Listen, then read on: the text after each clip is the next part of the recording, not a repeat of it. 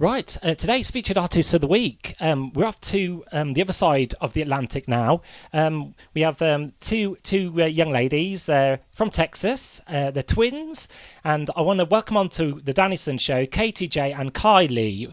Welcome. Hello. It's good to be here. Yes, thank you so much for coming on board. And you are, I hope I'm right in saying that you were twins from Texas. That's right. Yeah, we are. Cool. Yeah, we live in LA now, but we are from Texas. Yes. So you just relocated to Los Angeles. Yes. Yeah. And how yeah, wow. How's this year been for you, and how has adjusting to LA life been? It's been a crazy journey. I mean, and this year especially. Yeah, I mean, we moved to LA about like August of last year, and while we were there, it was great. We were getting a lot of work done, and it was such a big change. There was so many different things, good and bad. But then, when 2020 came around, everything just kind of went downhill. Yes. Yes, as it did for everyone. But I think in the end, like it's that downhill needed to happen because we needed to go uphill. Yeah. As a nation. So I think we're looking forward to positive things. Yes. For our future. Yeah. Sure. So 2020, it's fair to say it's going to be a year to remember, but I reckon there's still a chance to turn it round. There's still like half the year to go before, we can, turn things around. Hopefully next year, brighter and better things. Yeah, for sure. Definitely. Yeah. Cool. So love that positivity. Great. And does music run in your family? Tell us about that. It does. Yeah. So we actually have a little bit on both sides. My mom's dad, rest in peace. He's no longer with us, but he was musical. He was in a band when he was younger. And then my dad is also musical. He was in a band when he was younger too, and he doesn't do that as a career anymore, but he loves to jam out with us all jams the time, out with us, and he kind of raised us on really good music.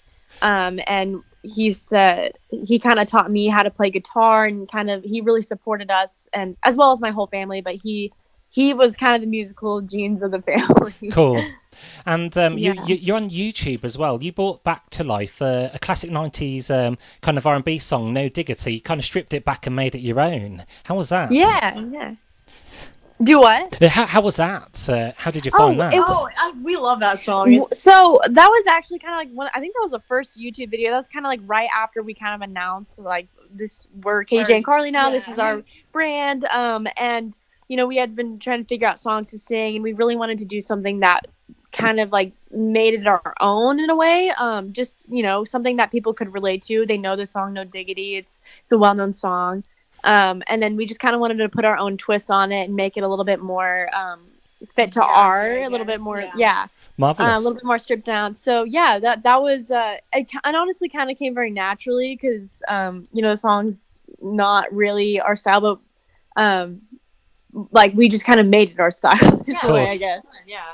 And you have a new single out as well. Yes. And it's available on Amazon and all the good, platforms out there. And what's it called? And what's it about? So it's called Otherside, and it's about a lot of the time. So one of us had a really bad breakup, and we had to be the one to break up with the person, and you don't hear about that a lot in songs. A lot of the time you hear about like getting heartbroken. But at that time I was like looking for songs to kind of relate to, and I couldn't really find anything. And I was like, okay, we just need to write this song. So it's basically like the heartbreak of a heartbreaker. Yeah. So like whenever you break up with someone, it's a lot harder than people say. It's like, watching somebody that you love, go through heartbreak is really heartbreaking in itself. And it doesn't even have to be about relationships. It's also related to death, loss. It's related to change. Just watching somebody that you love go through a hard time. It's hard to watch. It's heartbreaking. So that's kind of what the song is about. Wonderful. It's like watching you from the other side. So when people can relate to it, whatever they've been through in their life. And also, with breakups as well, do you think from a girl's perspective, people who've been in relationships can remain friends? I do. I personally think so. I do think so for sure. I do think it depends on the relationship, but I do think that it is 100% possible. Because I have friends who I've been, and then, like, I think it just really depends on like what kind of relationship it was, and if like it was kind of a mutual thing. You know, sometimes it's hard because if some person, like if it ended and someone feels more strongly, then it's, if there's no closure, yeah, kind of like I wouldn't necessarily recommend. But I personally don't see a problem with it. Like I think you can definitely be friends, but you know, it really just depends on the person. You know, depending on the circumstances. Right. Yeah. Thanks for that. And so the music business is missing a duo like yourselves because you have the chemistry. Oh yeah, I see what you're saying. Yeah, like I think that we're really lucky in that sense. Because we have each other. We have each other, and we're sisters. Yeah. So we're not just sisters, we're twin sisters. So we are closer than anybody, you know, that we know, and we trust each other completely. So we're really lucky in that sense to have each other, to go through this industry, which is really hard sometimes. In this journey, it's nice to kind of have someone. Yep. Versus if, you know, you were doing it on your own, it's kind of like, I'm going through this on my own. But we have each other. We have a really good team supporting us, and the chemistry is what you were saying. It's like really, I think it's really important to be able to make truthful art.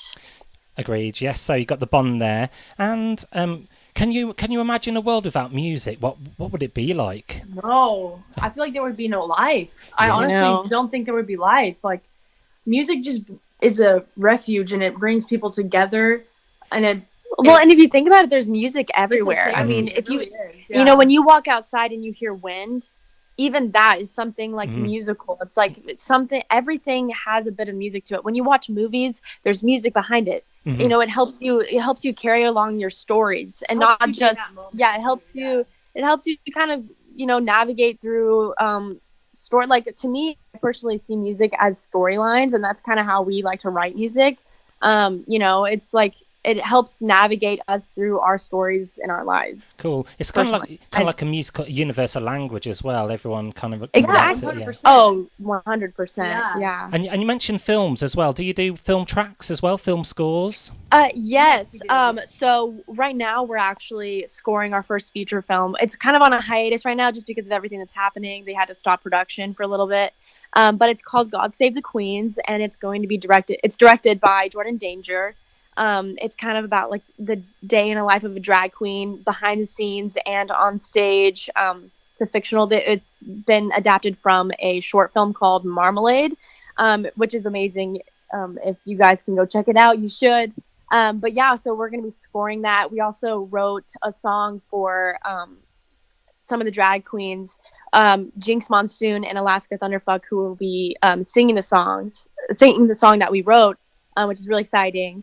And, you know, it's kind of a little bit out of our comfort zone, but in a good way. And we're really excited to kind of get back into that. It's exciting times. And just wrapping up the interview now, do you have a life quote? Like a mantra? Yeah, like a motto, yeah, if you had to. I do. There was this interview that I saw with David Bowie, and something that he said that really stuck with both of us. He kind of said, "Don't play to the gallery," and I think that's really important as an artist. Yeah, just to appreciate every moment. Yeah, exactly. And don't play to the gallery. What that kind of means is just kind of make art because you want to make art, not because you're going to get anything. Not because you're going to get anything out of it or you're going to try and please other people, but make it because it's something that you could manifest. If you could manifest it, you would. Not for any other ulterior motives. I think it's just really important because I feel like a lot of artists make art for other people, if that makes sense. Yeah. And usually it doesn't turn out as well as if, you know, it came from the heart. Sure. So enjoy what you do and then let the rest take care of itself. Exactly. Yeah, 100%. Yeah. Great stuff. Thank you very much for sharing all your musical journeys and answering my questions. That was KTJ and Carly there, and on the Dannison Show. And we're going to play one of your songs now. Awesome. Cool. Thank you so much. Happy days. You're welcome.